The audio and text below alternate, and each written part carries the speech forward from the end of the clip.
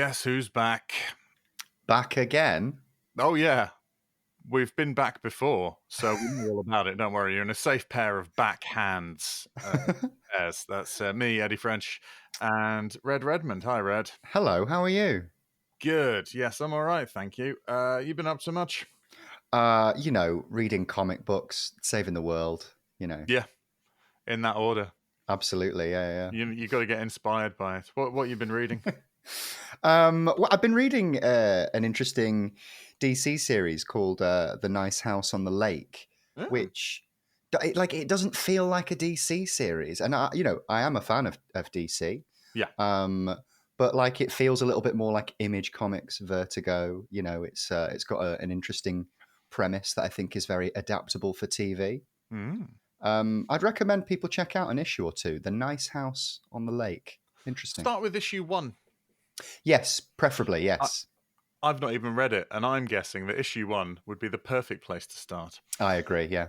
That's cool. What have I been reading? I read quite a lot of recent Ninja Turtles comics. Yes, I've heard that they've been good. There's some interesting stuff in there. As someone who first experienced it through the 80s cartoon. Because it did start as a comic book, I believe. It started out as a comic book that was kind of a parody of Daredevil. Right. Which is why you've got the Foot Clan instead of the hand. It was all that kind of stuff. Yeah. So there were some little bits of when it was coming out, the ninja obsession that Frank Miller put into Daredevil. Of course, because then you've got like Splinter instead of Stick. Absolutely. There you go. Yep. Very clever. Yeah, yep.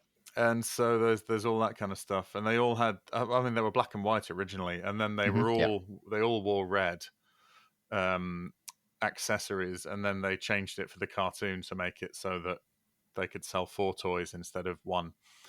Clever. Yeah, absolutely. But yeah, there's a girl one now.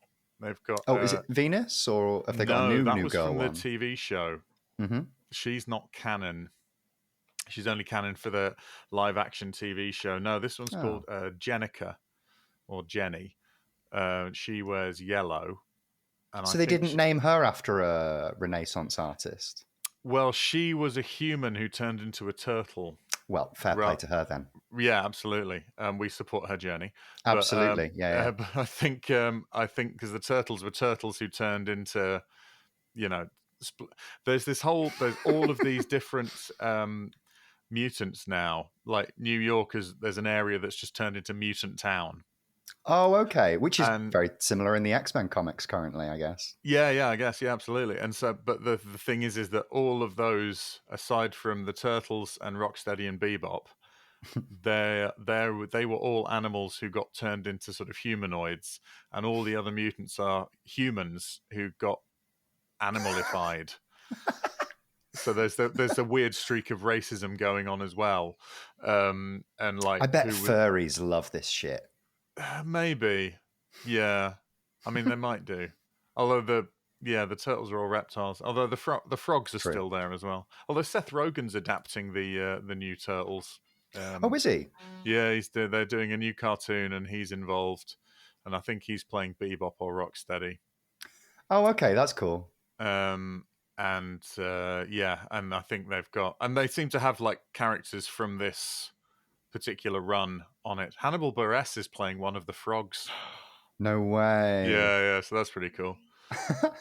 You know what? I can still hear there's a recording of Hannibal Buress in Edinburgh, and I can audibly hear both of our laughs. Oh, really? We went to see him at the stand. Yeah. It was Pleasance, wasn't it? I thought we saw him at the stand because I thought Scroobius Pip was sat behind us, but maybe I thought we saw him upstairs at the Pleasance courtyard, and there's that little tower in the middle of it. Yeah, maybe I've seen him twice, and I'm getting them both times mixed up. I think we saw him the first night of 2 Fringes on the Trot.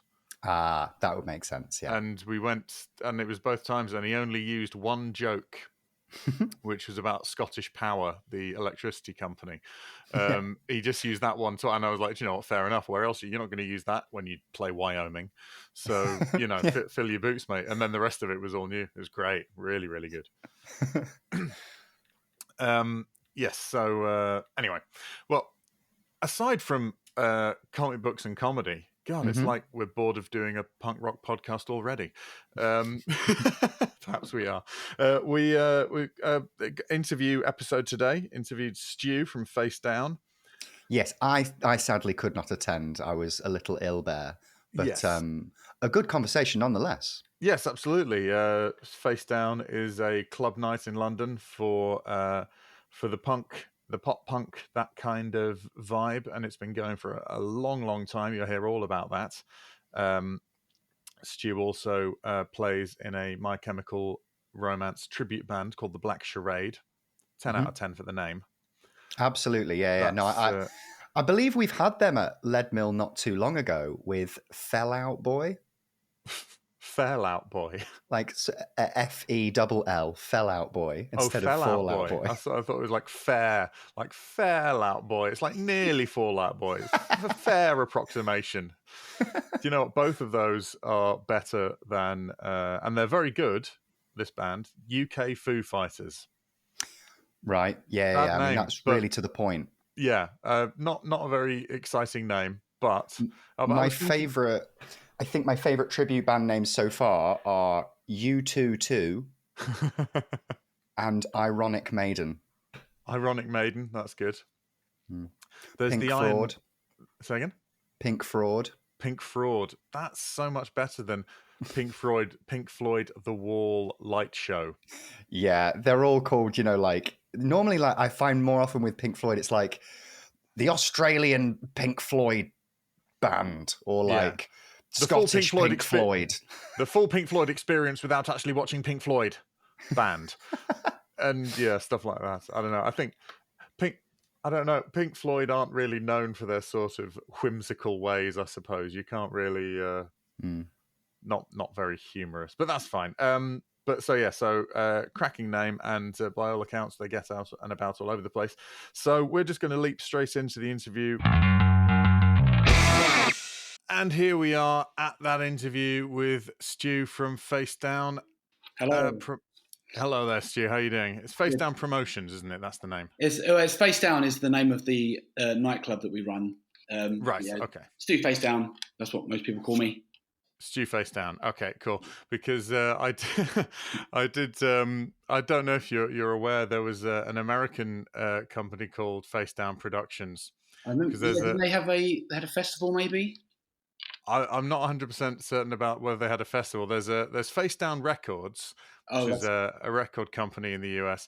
But when I was looking to do some sort of preliminary research on speaking to you, Face Down Promotions, the American one, all I found was a really, really long Facebook thread of the number of people they'd ripped off and all of these kind of things. And then I very quickly realized that this was US. So that does seem strange. I don't think that Paul from the New Cross Inn would have recommended somebody with such a sordid past. So that's nice. We've never actually spoken to anyone else called Face Down. We've been running for 15 years. Oh, well, there you go. But yeah, so just for the benefits of listeners, if you go around looking for Face Down, it's Face Down is a club night in London. Well, in fact, Stu, please give us a sort of a précis of how you fit into this world of punk rock and how Face Down does that too. So we run a club called Face Down in London. It's been going for 15 years, and pretty much when we started, I think a lot of the clubs were playing metal, and I'd just come back from uni in Canterbury, so we were trying to find somewhere we could start playing like punk rock and stuff, and everyone was just like, "Oh, no, it's not really, it doesn't really fit here." But then like sort of pop punk started coming in, and we just thought, let's just make our own club.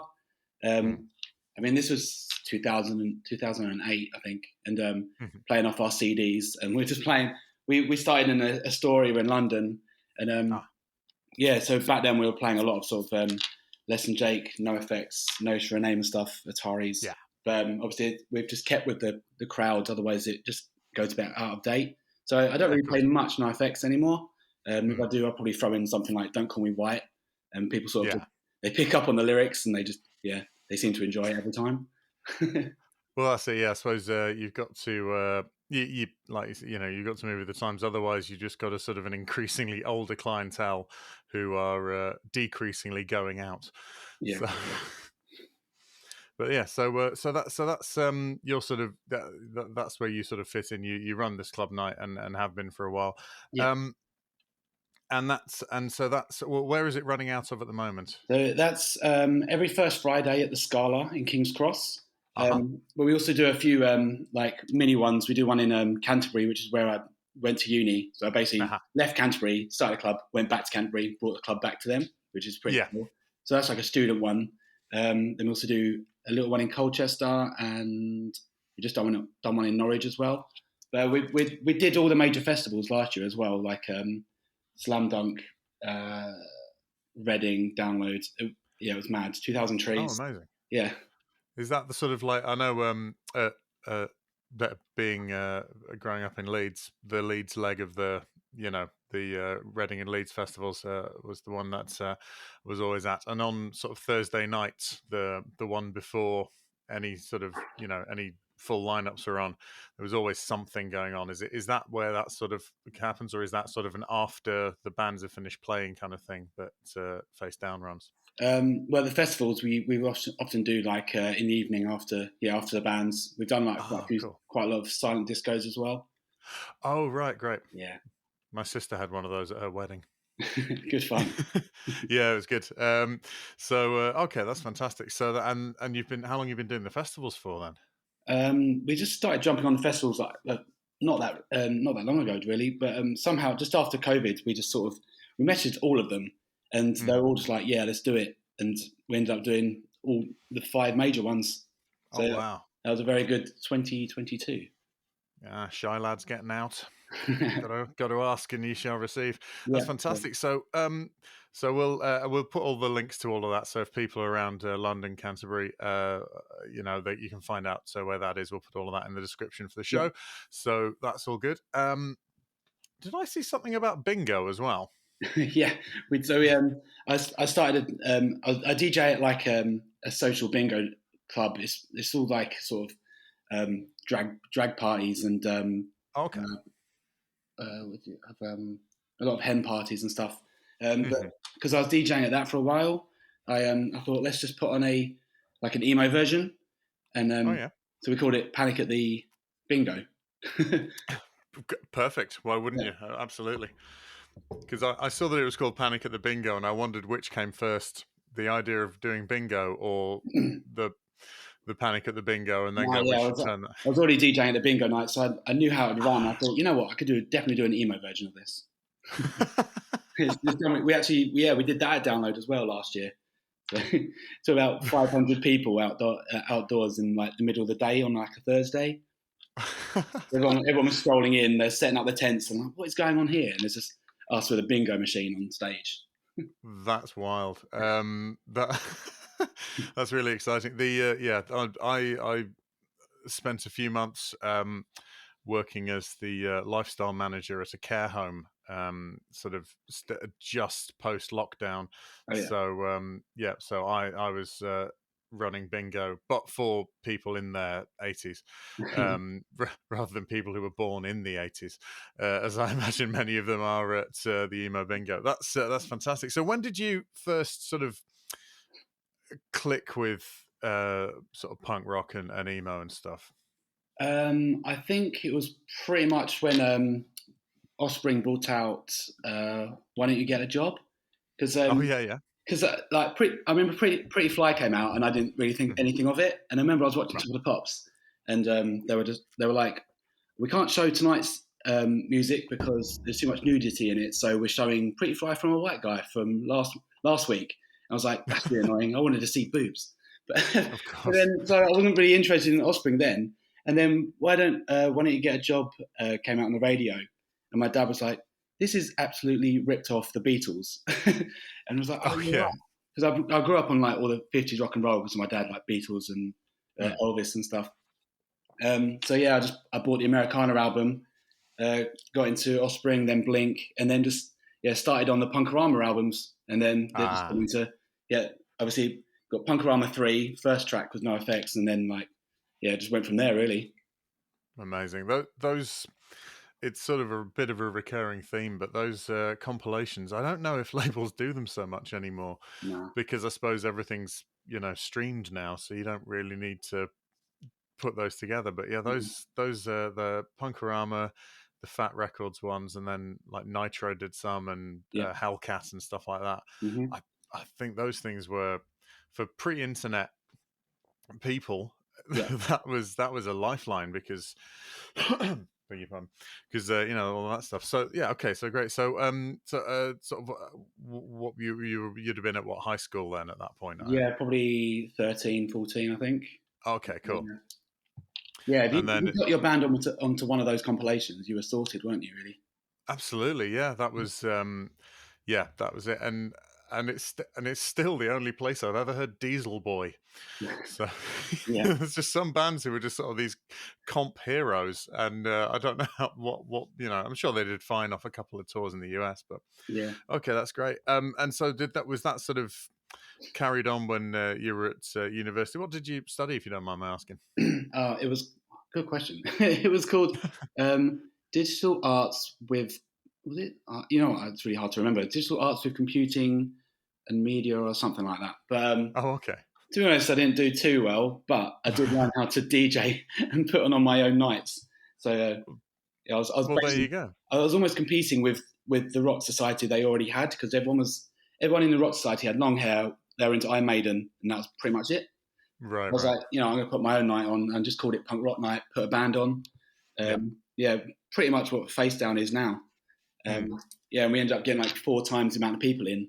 So I was like, there's something here. Yeah. I get the feeling we're sort of roughly the same age. I might have a couple of years on you, but I do recall at the time when Americana was out, and there was sort of that second. So I was just a shade too young for that sort of year that punk broke, 95 with Dookie and Smash and all that stuff. Like I remember seeing that stuff. I certainly remember seeing Green Day on Top of the Pops and stuff like that, but it wasn't until that second time around 99, when Blink-182 and Offspring and stuff like that was on there. But they were sort of the punk flavoring on top of what was mainly sort of a new metal kind of push, and that was never really my bag, because I still don't really care for it particularly, but it was the very sort of jockey kind of macho swaggering thing that I've never really connected with. And so so that thing of you'd see someone in like a hoodie or something, or they'd have like spiky hair or dye in their hair, and what are you into? And they're like, I'll have Corn. And go, okay, great. It was basically sort of Blink-182 versus Limp Bizkit, wasn't it? Essentially, yeah. And it's yeah, that's it. And the thing is that I quite enjoyed Blink-182, and then I found what they had come from and went, oh, this is what I've been looking for, and sort of I'd never, Blink are fine. They're not my favorite, but they did help me work backwards and find out the scene. So and that's generally how that kind of thing works, isn't it? Yeah. Or you just see the stickers on punk rock guitars, and you just go, right. So that's a band. I think I'll go check them out. Yeah, that's a band. Oh no, it's a skateboard company. Damn, it's one of the two. But but that's the thing with the in punk albums, they'd always have the liner notes, which was just a little yellow pages of bands you should listen to, because they'd be all thanking. You go, oh, they've Pennywise, interesting. I'll go. You go and have a look for them and stuff. Okay, amazing. Well, as you know, this is Punk Rock Elite, a podcast about NOFX. So we're going to sort of lean heavy on the NOFX. Yeah. So, do you recall the sort of first time you were introduced to NOFX, or the first time you sort of really clicked with them? Well, as I say, Punkorama 3, they were track 1. I think the album, the song was the We Threw Gasoline on the Fire. Oh yes, Stumps for Arms and No Elbows. That's the track. Yes. But it's weird because still, whenever I hear that song, I don't picture them, because I didn't know what they looked like at the time. and still that song, it still seems a little alien to me when I hear that song. So I'd love to see it live for sure. I remember. I think I went to school and I was the name. I didn't know how they were spelled, so I said to someone, "Oh, have you heard of NOFX?" And one of the cool grungers at school was like just taking the piss out of me, going, "Oh, you called them NOFX?" I was like, whatever. Well, unless you know, you don't know, do you? Yeah, exactly. That's it. So I think, I got into that song and I thought, well, I'll just go by their latest album. So it's like, okay, look at the dates. This is their latest one, The Decline. That looks nice. Nice album here. Put it on. Why hasn't the song stopped yet? Wow. I was like, okay, this is one track. I get it. So that was the second song you heard by NOFX, or that consciously heard by NOFX was The Decline. Wow. Yeah, all their styles in 20 minutes. It's a cracker though, isn't it? Yeah, it's tattooed on me twice. Oh really? Oh, amazing. I mean, this is a podcast, but I've got the cover there, and then I've got the lyrics on this side as well. Oh wow, the airplane. Oh, that's fantastic. Yeah, that's great. I think there is still something. I don't know if it's age and reflection, but that thing of knowing nothing about a band and not being able to know anything about a band without, now you can, look it up, and that's very exciting in other ways because you can go on a little rabbit hole and pick out all of the, exciting stuff. But then, but then it just used to be because the thing is that you could have easily picked up something like Heavy Petting Zoo, which is really not particularly exemplary of what NOFX generally do. So that's interesting. Well, I need to see that album live. I mean, rumor has it they're going to be doing that next year. Which one? Heavy Petting. Oh yeah, I believe they are. Yes, because I don't know. They've still got some. I think because this the beginning of the last tour. Yeah. Obviously, they've only got. Was it Hatfield and Leeds in the UK? Yeah. But apparently they are doing another round, picking up other places on the way. So they may be back in the UK. They do have like the Saturday off. They've got to be doing something because they're doing Friday. Is it Friday Hatfield and Sunday Leeds, possibly? Something like that. Yes. Yeah. Yes, and they've got because it's happening around the Slam Dunk time, isn't it? So I don't know. I work a lot at Slam Dunk, so I'm actually doing something at the after parties, which means I may not even be able to see NOFX in the UK, which is a bit of a bummer. But I have got the Barcelona tickets sorted. Oh yes, good. Well, that's that does look good. They're doing 3 nights at Barcelona, aren't they? Or yeah, I just had to change my flights. I was like, you know what, I'm already there. I've got to buy a third date. Yeah, so another night on Airbnb and changing. It's it seems foolish to not. That's I'm very, very envious. Hello everyone, Eddie here. Red and I hope you're enjoying our show. If you have been and would like to help us make it a little more easily, then you can donate to us at our Ko-fi page, which is ko-fi.com/punkrockelite, or you can look in the show notes for our link tree. If you can't help us financially, we totally understand, but would love it if you spread the word to other people who would like this podcast. We thank you for your continued support. We massively appreciate it. Back to the show. We have a set of questions that we ask all of our guests. Yeah. So we'll see how those go. The first one is a pretty simple one. The question's simple. The answer seldom is. But do you have a favourite NOFX song? I actually really like Idiots Are Taking Over. Yes, lovely. Yeah, pretty much when like George Bush was president, right? And yeah. It always just makes me really mad that they did all that work on that, and then Trump appears. It's just like, oh. Which is are they going to do anything else? Are they going to do another album? They must have been just like, I just can't be fucked anymore. I've heard and read interviews to the effect, which is reasonable people supported George Bush and then could be reasoned with to go, no, this is actually bad, and they go, oh, maybe that is bad. And the idea is that the hardcore fans of Donald Trump are not changing and will go to their grave unchanged, I think. But yeah, Idiots Is Taking Over is great. It's got that wonderful that sort of triplet bass roll Yeah. technique at the beginning, which is just wild. Yeah. And it's got a lot of Melvin screaming on it, which is always a plus for me, For because sure. I love that sound. Yeah, that was. I think a lot of people got their, or had their politics sort of shaped by that period of NoFX. I think a lot of people sort of consider sort of War on Errorism to be that sort of peak of them, because I think Yeah. it was. Let me see. It was. I think everyone has their own Yeah. peaks, because like surely, because Yeah. for me, like pump up the volume is a peak for me. But then Yeah. is that just because I got into them then? But it is see. when they like headlined. They did this deconstruction and they headlined in Stratford. Like Oh, yeah. it's even in their book, isn't? Have you read the book?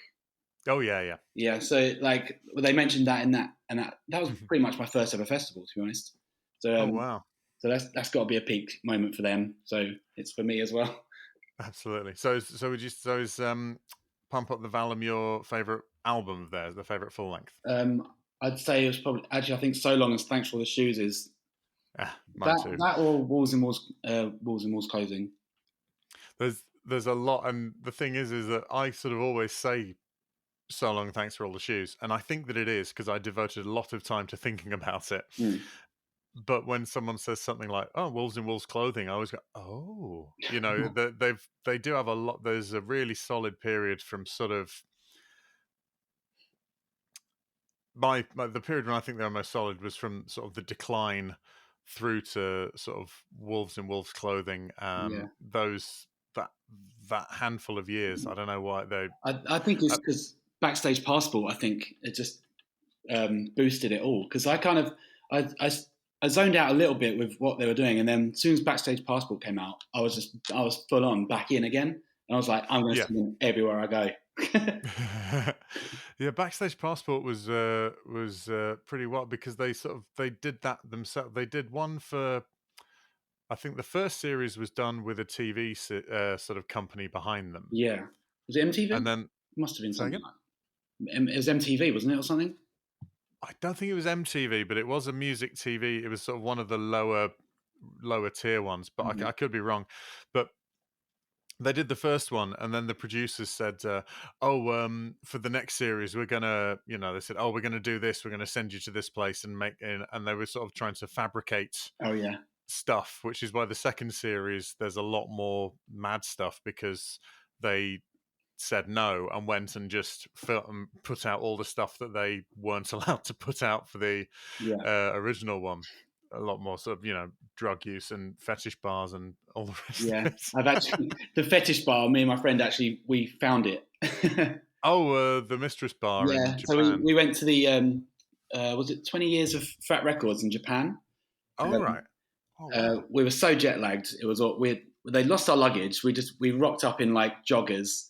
Problem is, like, for me watching NOFX, it's all about the chat in between songs, and but they were just like, okay, no one here understands what we're saying, so they just kept waving in between songs. I'm not going to get much talking here, but yeah, we searched for the Mistress Bar. We saw the pit, the front door, the sign outside. Oh yeah, we went and found it.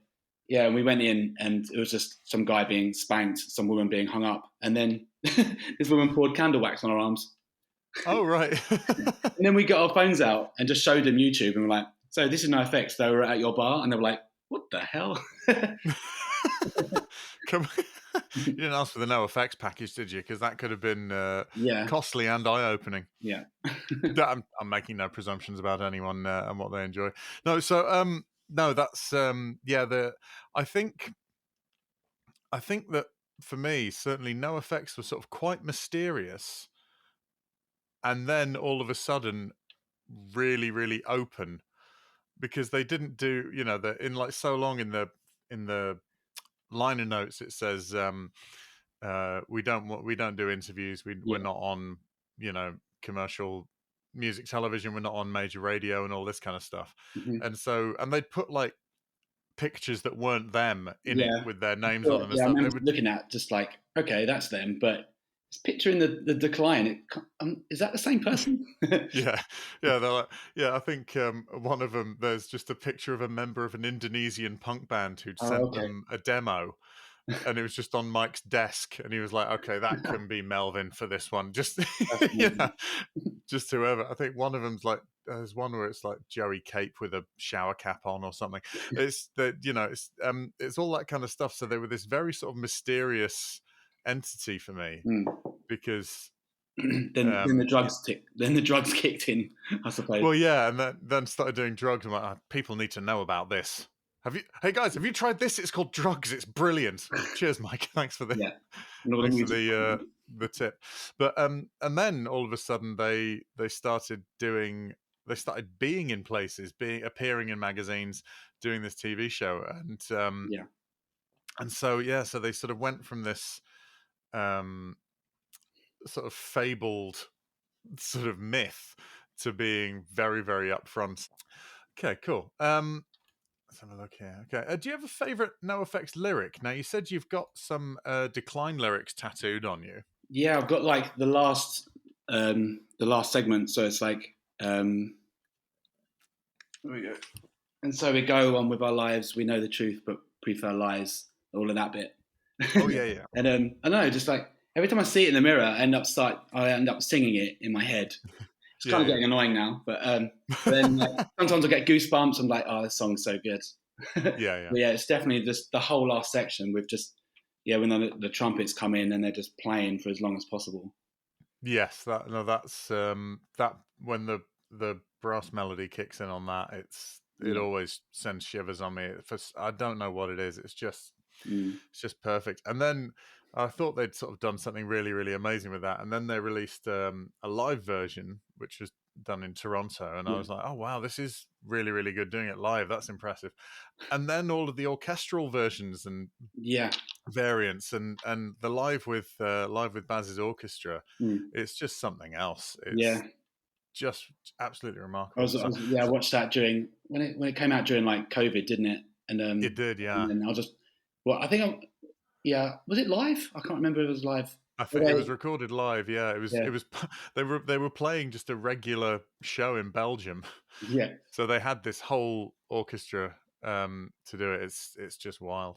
I was told actually when Baz did his own solo, the one which was, I think, his music qualification final was orchestrating the Decline and all that stuff. Okay. Apparently they only had an hour in the studio, so they only had time to really set up and run through it once. Wow. So that was the first take, which is just stunning. But so are there any other lyrics that sort of stand out to you as being particularly sort of maybe it's my job to keep punk rock elite? I'm pretty sure that was my MSN name at one point. Yeah, I mean, quite right too. Do you know, that's a perfect MSN name. It's but I think I mean, we chose that because it is one of my favorite songs musically and lyrically, and I think it's sort of one of their more earnest efforts.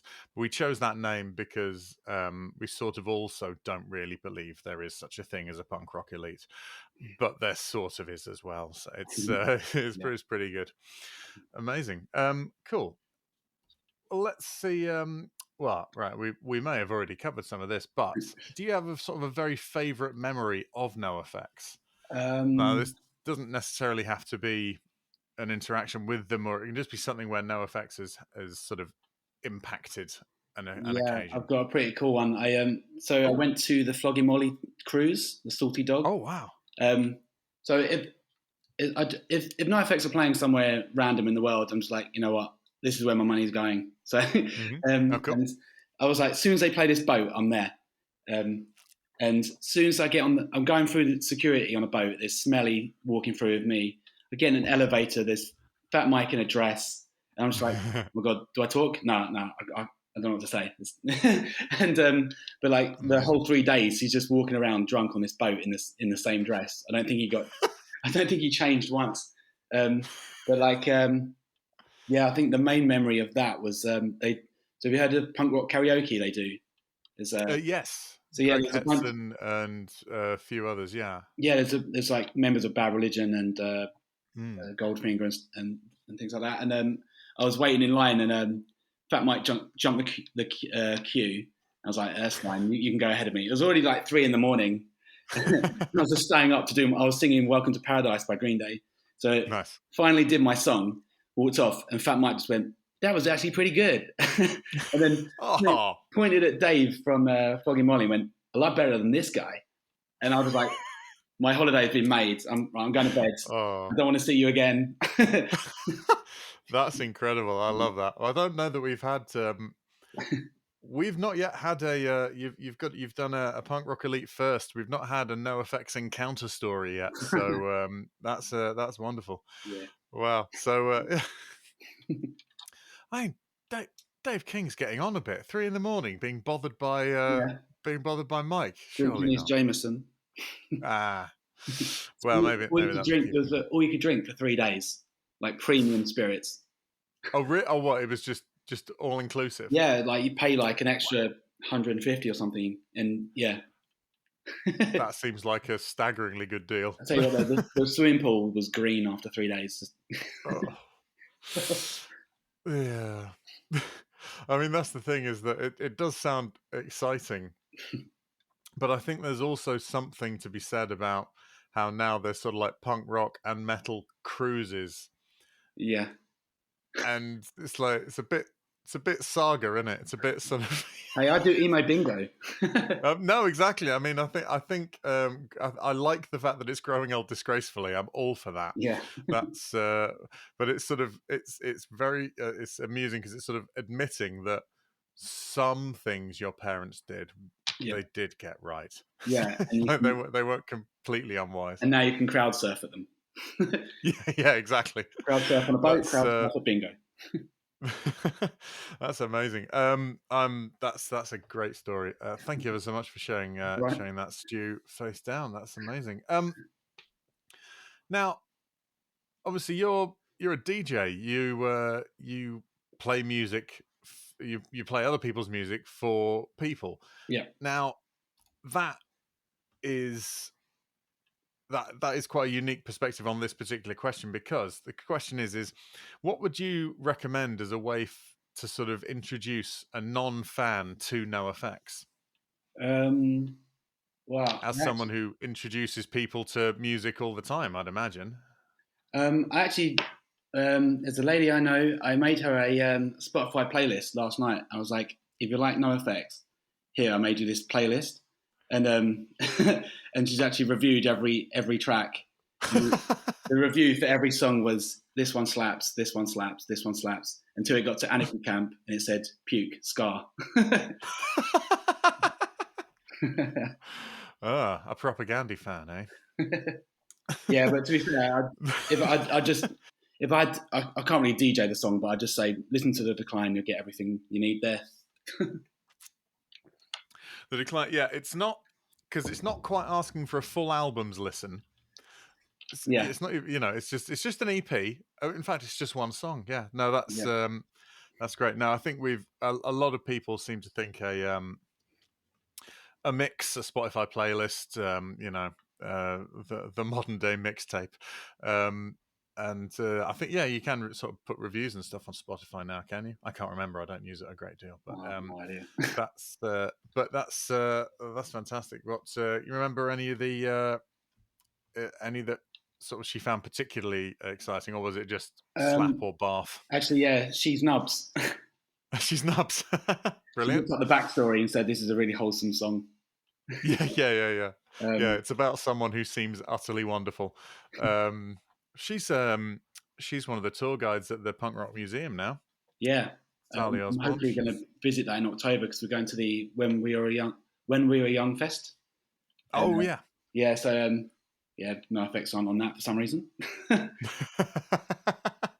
No, I think NOFX are the favourite band of everyone who's playing on the When We Were Young festival. Yeah.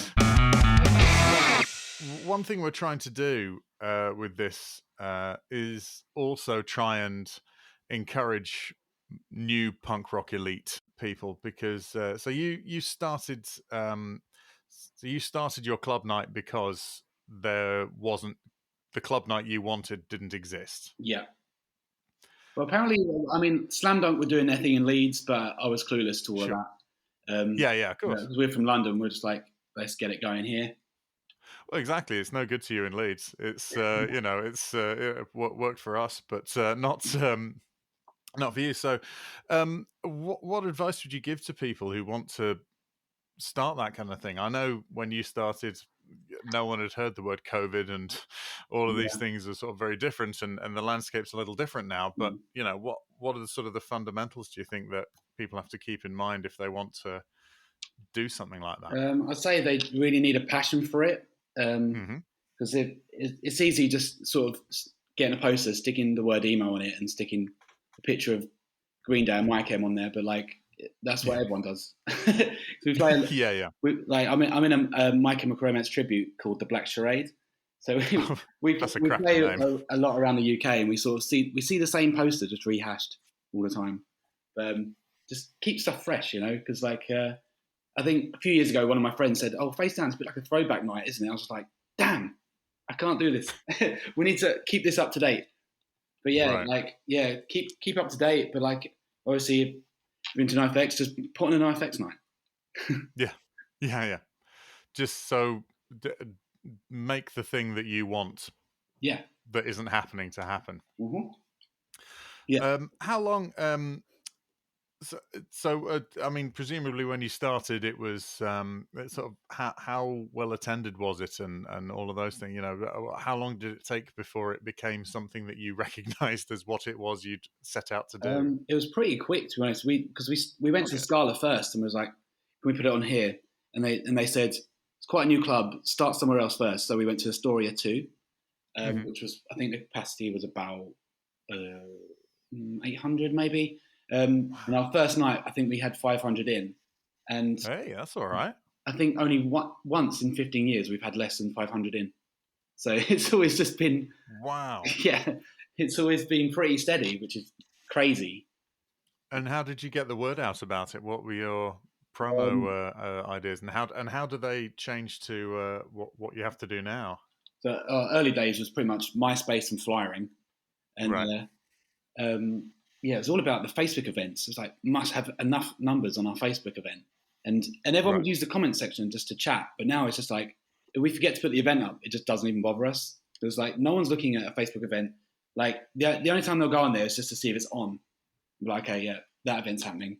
But okay, right. But I mean, these days it's sort of, I mean, we pay a lot. We have to do a lot of promotion online through Facebook and Instagram, but we still keep a flyer on the streets because there's a guy. I don't know if you're in London. There's a guy that flyers everything. You probably would have seen him before. He's called Will. We call him Metal Crazy Will. He's got like a sort of a ginger perm, and he's always flyering, and he will not leave you alone until you've taken a flyer. And it's his 30th year in flyering this year. So, one of nature's flyers. Yeah, for sure. It keeps us happy. We keep him happy. He enjoys. He like a lot of the shows. He'll just fly for free because he just wants people to go get into rock.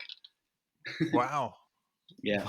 I mean, he could talk on here for days, but like I don't know how much he knows about NOFX, to be honest.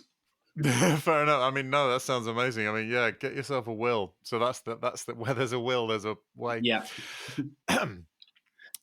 Right. Well, this is the last. Oh yeah, these days it's a lot of Instagram. We use TikTok quite a lot now. Yeah, TikTok's a weird one. you just put up a random like 10-second video of something that happened at your club, and then the next day you've got 500,000 views. Yeah. And you're just like, where did all these people come from? Yeah, and are any of them old enough to actually attend this club night? Yeah, a lot of people are like, what the hell is this? Well, that's fine. Engagement's engagement, I suppose. Yeah. Cool. So, because we're sort of encouraging people who listen to this to DIY it, because NOFX might be one of the sort of the longest running DIY bands there is. Having never done any time on a major and all this kind of thing. So it all ties in. Thanks for that. I really appreciate you talking about that. We've got a few more. Okay. Few more questions here. Right. Oh, here's the head scratcher. What do you think NOFX's legacy is, Stu? I'd say like what you were saying before, DIY, just doing it on their own, showing that they can manage, they can just achieve anything they want, really, can't they? They put their minds to it. They don't need anyone else to do it. Also, I think they also show that you don't need a catchy chorus. You don't even need to rhyme. I think it's the songs are funnier when they don't even rhyme. You're just like, what? That's a weird word, but I like it.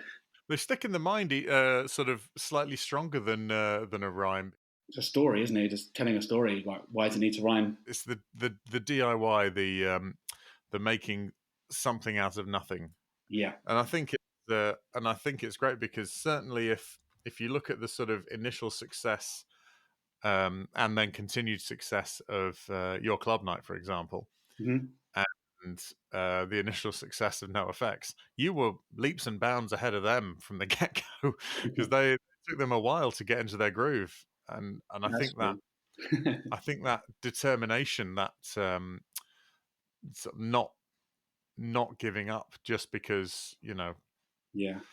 Because said to those guys in the 80s, they were driving around to venues and people were getting killed. Yeah. Oh my gosh. Yeah, that was possibly, if someone said your band's rubbish, we think your band's shit, you were dreadful tonight. There you go. Well, at least they didn't stab me. Yeah. That was when critics really, really meant it, you know what I mean? Yeah. No, that's it. Yeah, I always sort of romanticized the American sort of punk scene, particularly in California. And then I read Hepatitis Bathtub and I thought, yeah, I'm glad I wasn't there. I don't think I'd have been able to hack it. That book was amazing. Like, I don't read books. I bought this book and I read it for about 4 hours on a plane. I was like, I can't put this down. This is hilarious. It's insane, isn't it? It's hysterical. It's hysterically funny. It's wildly moving, and it's just jaw-droppingly surprising as to what all this stuff was. It's that's great. Have you heard the audio version as well? I say I read it. I got the audio version. Once I saw that it was read by them and Tommy Chong and Jello Biafra as the former members. I was like, well, this paper version means nothing to me now. He's just in there like, chapter 3, Dave. Dave's not here. Yeah.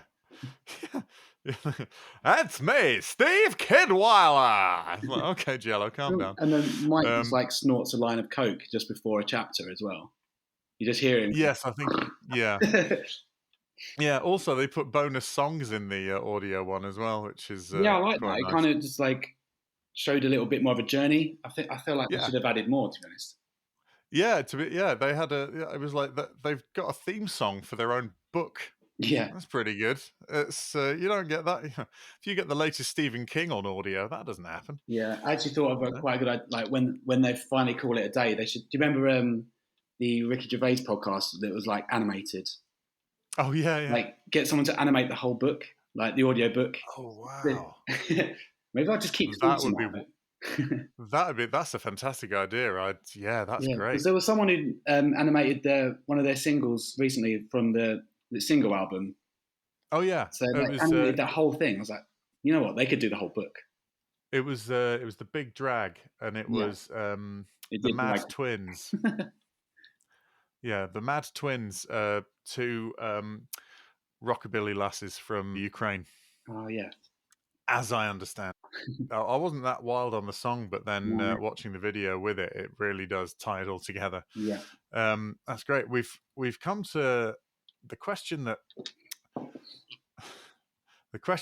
continues to give. That is the final question on this is Stu from Face Down. Who is your favourite member of NOFX? I think it's got to be Melvin, because he's like the mum of the band. He reminds me of the bassist used to be in a band called the Famous Class, and our bassist Justin. He would just remind me of Melvin. He's just like very mellow, and he'd be like, "What are you doing? Calm down." There's a grounding presence. Yeah, and it just makes you think of when Mike's snorting Green Dragon in Singapore on the backstage passport, and Melvin just comes in. He's like, "Dude, calm down. Okay, you're okay." Yeah, and And he's partly saying that because he's sort of a mellow, cool guy. Yeah. And partly saying that because he's just been woken up at God knows when in the morning. Yeah. And the bit about that is it starts out like that. He's like, "Oh no, I need Melvin. Help me. He's like, okay, Mike, what's going on? It's all good." And then Mike suddenly goes, "You need to snort some of this so you know what I'm feeling." Like, you take some of this. What was it? It was like green cocaine and ketamine or something. No, it was some. It looked like a bunch wild of pills just smashed up or something. It was something. It was some cocktail of God knows what. And he's like, "You better do some of this, Melvin." It's 4 in the morning. Knocks on the door and it's like, "It's the cops." Yeah, it's just limo. Yeah. And it was. We're doing some more. Yeah, it was like Singapore as well, where I think they'll kill you for that. It's like a corporal punishable offence. Penalty. But that means so get yourself a what was the name of the guy Will, the flyerer? Yeah. For success, get yourself a Will and get yourself a Melvin. Yeah, that's what you need. Or be the Will, or be the Melvin. Be the Melvin you want to see in the world. I think that's yeah. If Gandhi had ever heard NOFX, that's what he would have said. That's incredible. Thank you ever so much for this talk, Stu. I really, really appreciate it. It's been really, really cool. Do you have anything that you'd like to plug before we part ways? I mean, I've already plugged Face Down. Check it out. Is that Face Down? Is that one word or two? Well, on the socials, if you on Instagram now, it's Face Down London, and you can get most of the info from there. Okay, great. Yeah, Face Down London, that's the one. Face Down London, all of that stuff. Don't worry, it'll be in your podcast app of choice. I'll stick it in the descriptions and all that. And if you see the Black Charade advertised anywhere, and you want to see some My Chemical Romance, not in a stadium, then that's your option. We've got all the theatrics, we got the balloons, we got the confetti, we got the lot. Oh, okay. So this is full on. This isn't. We do what My Chem don't do. Oh, okay. That's what people said. Reaches the parts that My Chemical Romance doesn't refresh. Okay.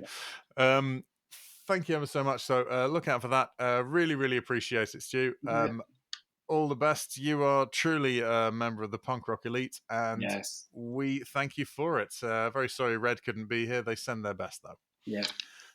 So see you guys. Thank you so much. So we're going to leave Stu now, and you can join Red and I in the outro after this musical sting. That was Stu Face Down. Wonderful. Great chat. Yes, absolutely. And notable for the first NOFX interaction story of the podcast. So well done, Stu. You take the crown. Pretty arbitrary crown, but have it, please. Absolutely. And if anybody at home has had any, interactions with NOFX that they'd like mentioned on the podcast, please email them in. What's the email again, Eddie? It is punkrockelitepodcast@gmail.com. Ooh. So spin us an email on there. We would love to hear them because this is a podcast about NOFX, irrespective of what the introduction sounded like.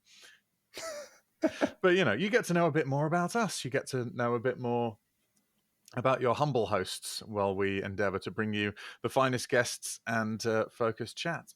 If you're in London and you find out you're near where Face Down is and an evening of sort of 90s, noughties up to modern day punk sounds like a good time to you, then absolutely go and get involved. Absolutely. Sounds like a fun night. It does sound like a fun night, and I don't like fun nights, but I think that one does sound like a good one. If you're still someone who likes to go and do that stuff, then I'm amazed and impressed by you, and go right ahead and do it. But that's about it. We should probably put this one to bed, shouldn't we?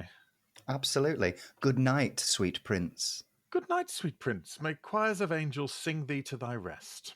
Shakespeare, bitch. This has been Punk Rock Elite Podcast. I'm Eddie French. And I'm Red Redmond. Good night, sweet prince. Bye-bye. Bye. Thanks for listening to Punk Rock Elite. If you're not subscribed, please do. If you're not following us on Instagram, please do.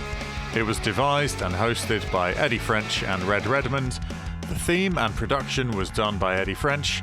Please contact us at punkrockelitepodcast@gmail.com. Thank you so much. Bye-bye.